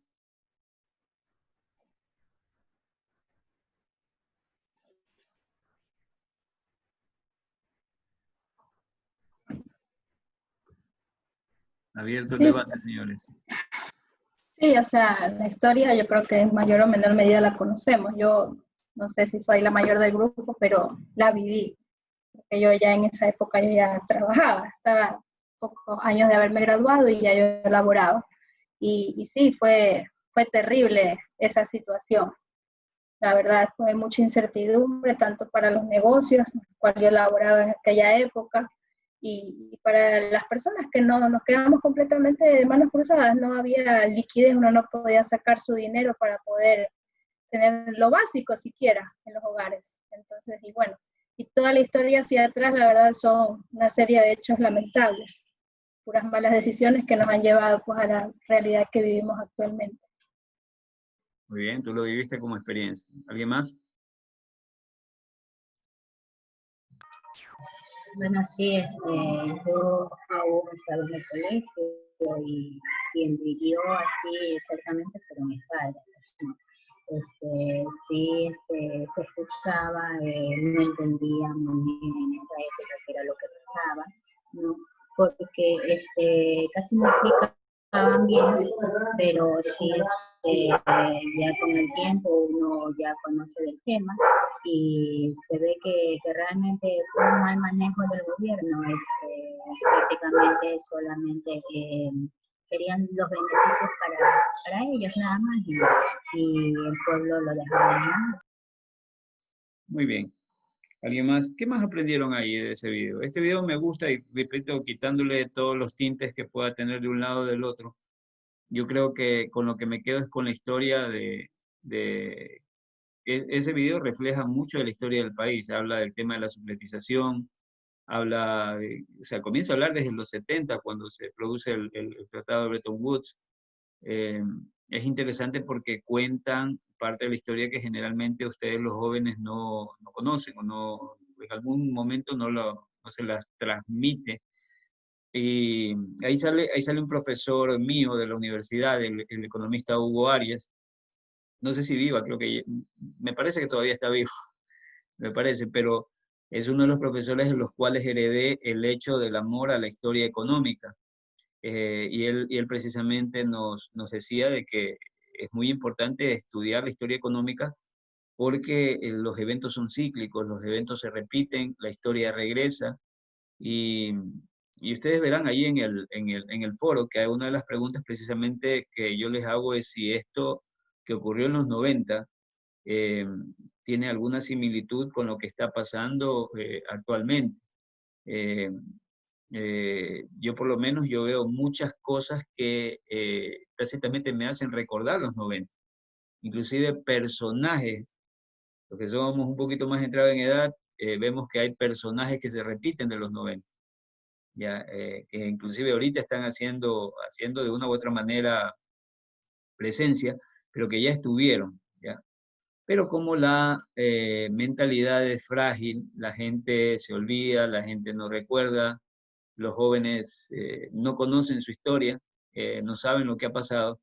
Por ende, yo sí considero en mi clase de que este tema del feriado bancario es un hito que no puede ser pasado a la ligera, porque implica historia del sistema financiero, implica historia de lo que ocurrió en el Ecuador y el dolor que generó y el impacto que generó y todos los problemas que generó esta situación del feriado bancario.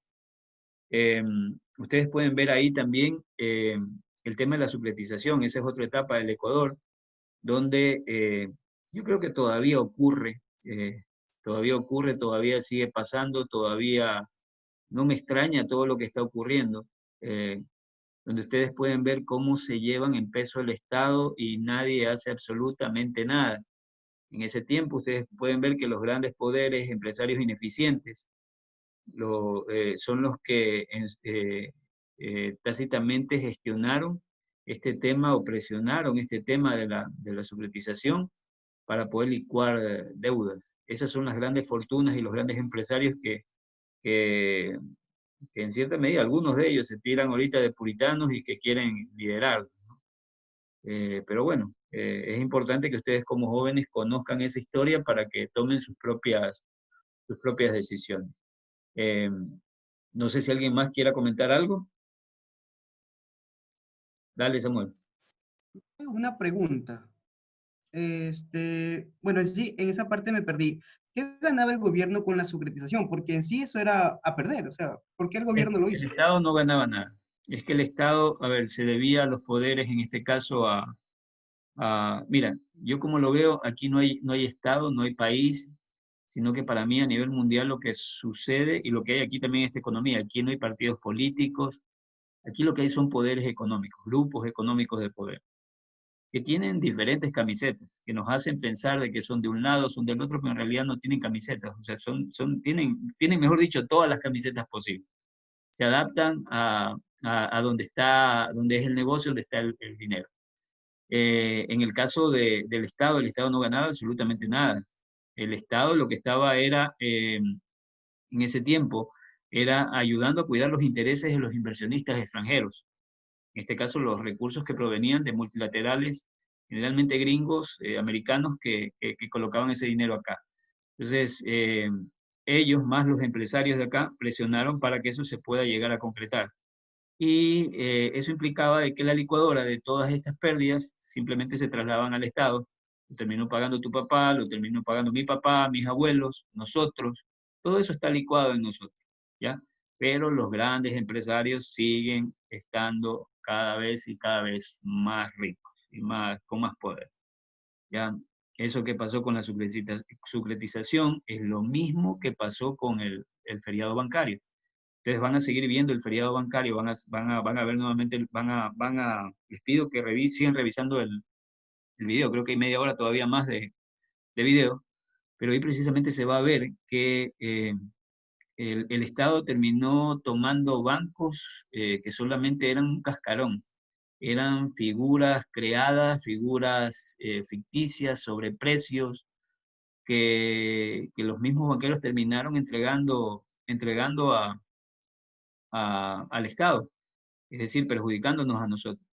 A mí me tocó trabajar en instituciones públicas que justamente estaban relacionadas con este tema de banca cerrada, y es admirable ver los precios a los cuales estas instituciones entregaban bienes que actualmente tú los puedes ver y no valen eso, no tienen el valor al que lo entregaban. Yo he podido ver situaciones donde han entregado bienes que supuestamente valían miles de dólares cuando en realidad tú los hacías tasar y no tenían ese valor.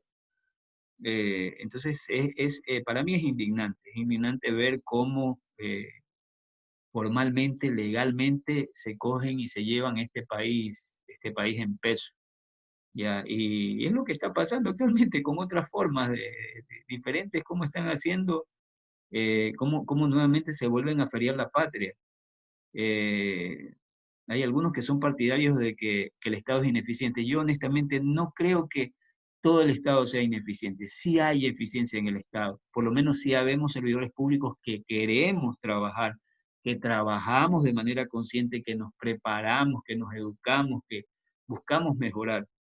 Pero lamentablemente el problema son las autoridades y la corrupción, ¿ya? Porque ustedes pueden ver que ahorita colocan a cualquier improvisado a dirigir instituciones. O sea, a uno como profesor le exigen hasta PhD para poder estar dando clases.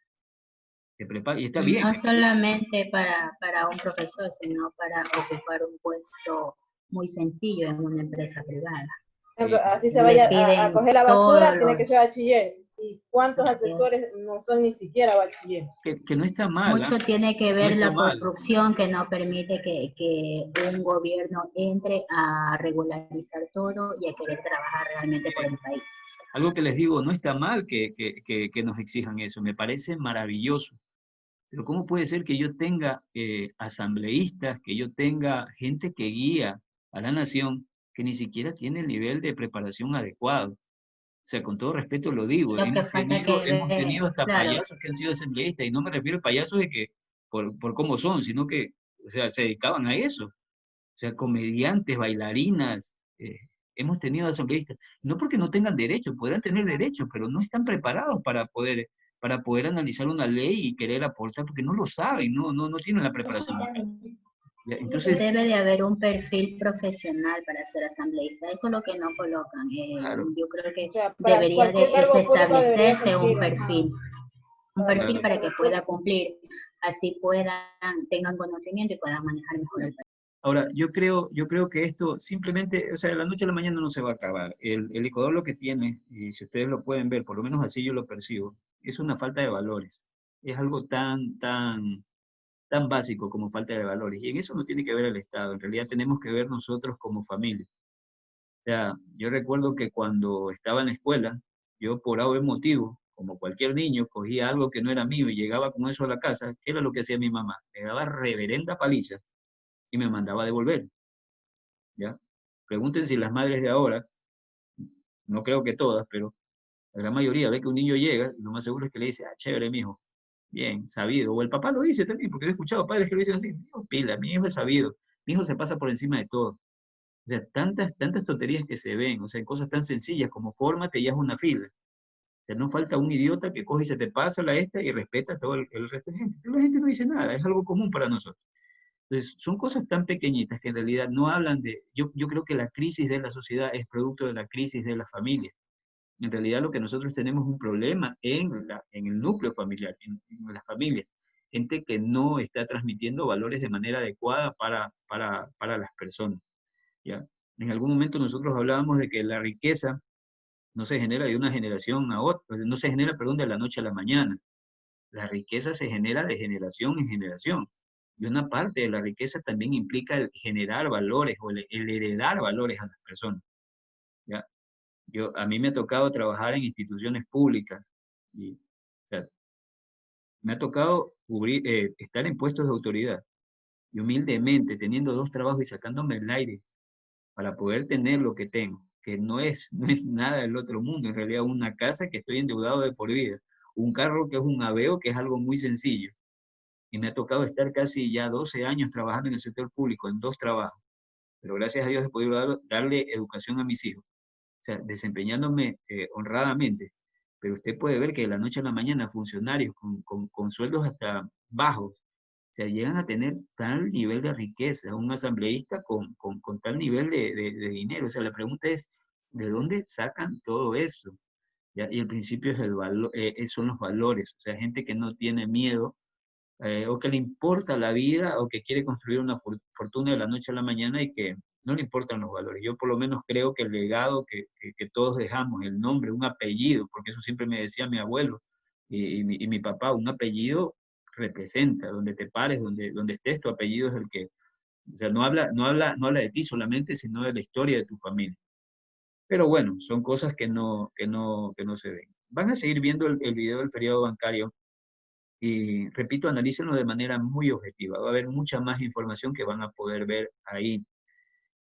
Van a darse cuenta de seres, en realidad seres que actualmente ustedes los tienen aquí presentes, que están aquí. Hay algunos que inclusive los siguen como idiotas, viéndolos como líderes.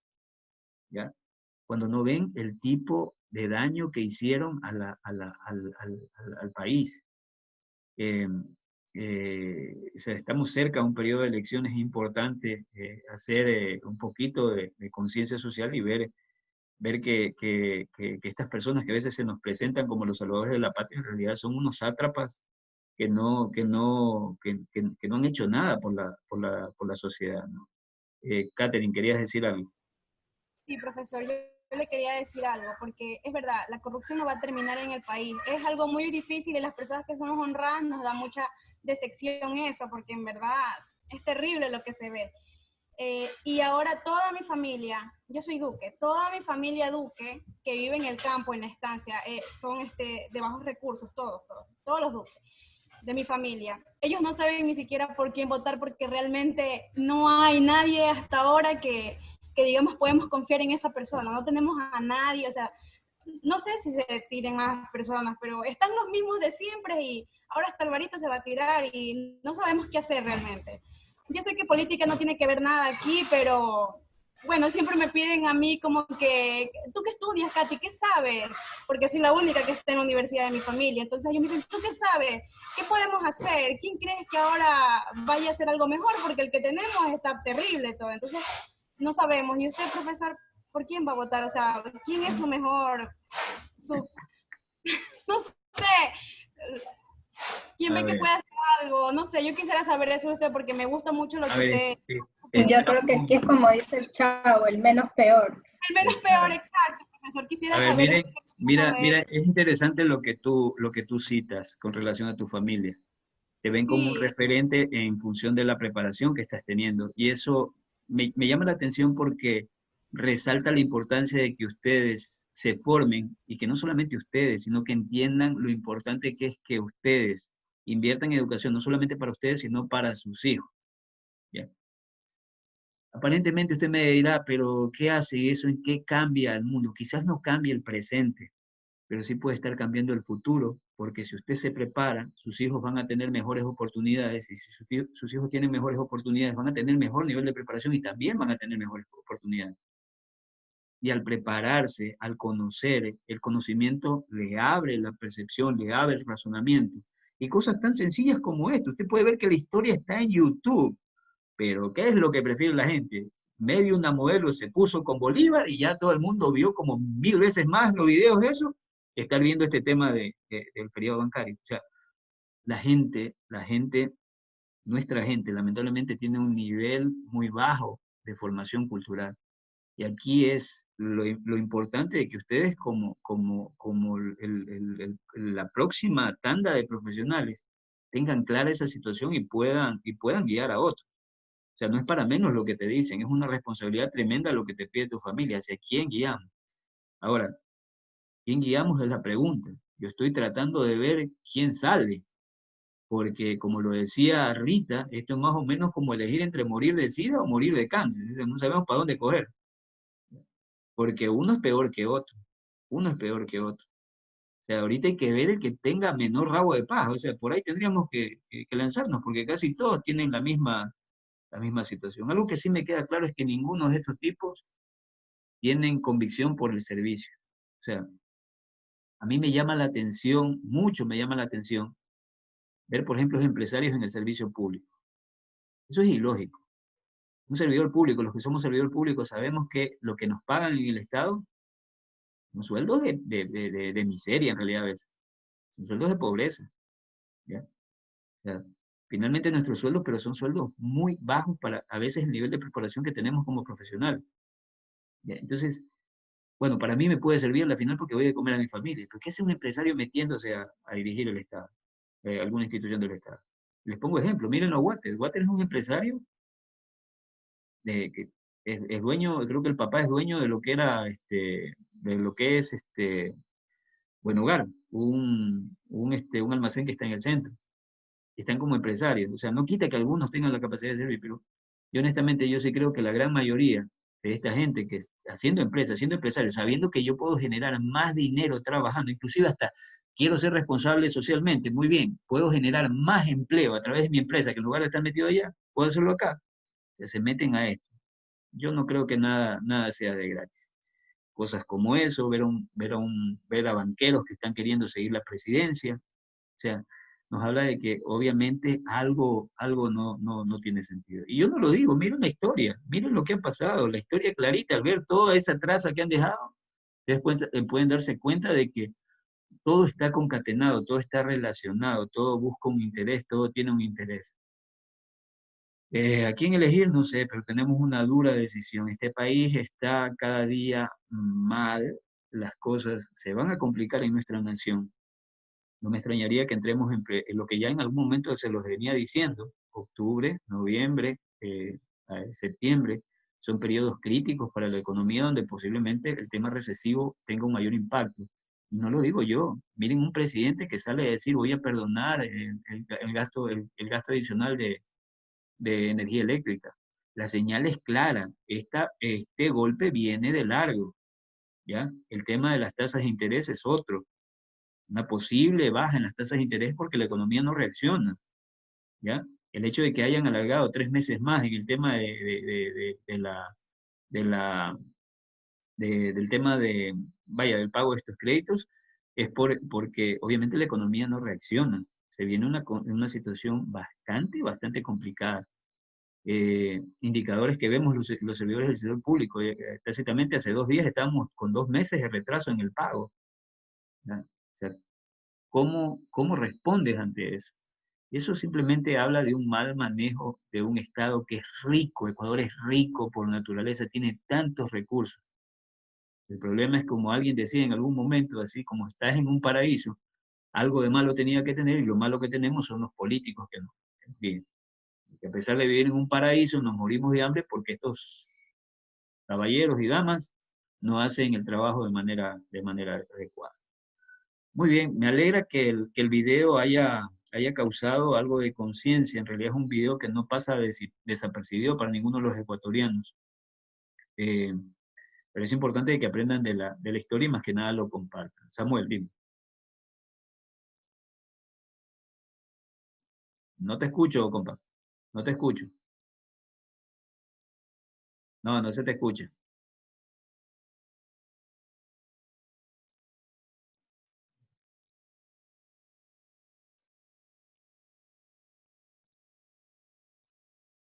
Tienes que habilitar el micrófono.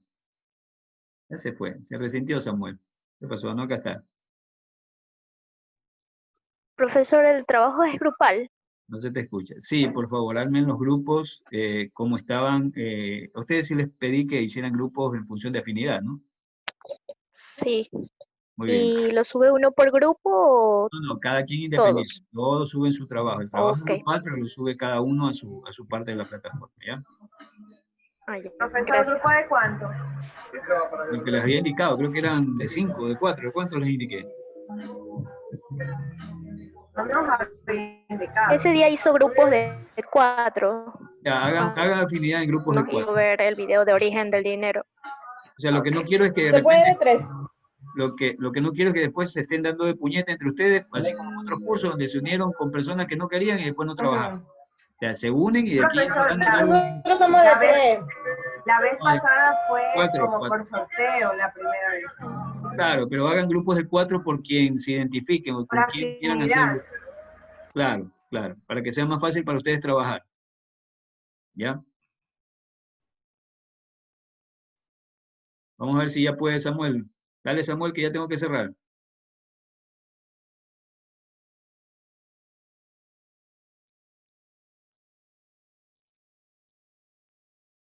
Bueno, no se ha podido. Samuel, ¿puedes o no puedes? Negativo, mi body, no se le escucha nada. Bueno, chicos, lamentablemente tengo que cortar. Siguen revisando el video, lo conversamos ya profundamente el tema del feriado bancario. Contesten las preguntas y esas preguntas son las que vamos a trabajar en el día del taller, el día martes. Martes creo que me toca con ustedes, ¿no? Sí, martes me parece.